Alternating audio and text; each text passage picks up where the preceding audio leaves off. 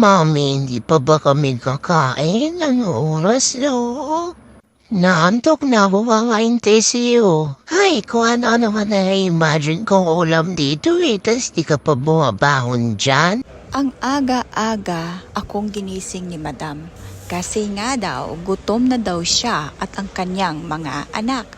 Paano? Alas 4 ng madaling araw, nag-aagaw ang aking antok. Ako pa naman hindi matulugin na tao.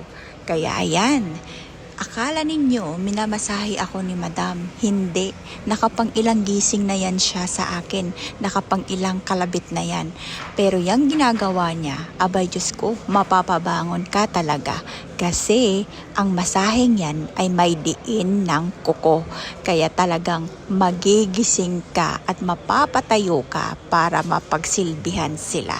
O diba? Ang galing.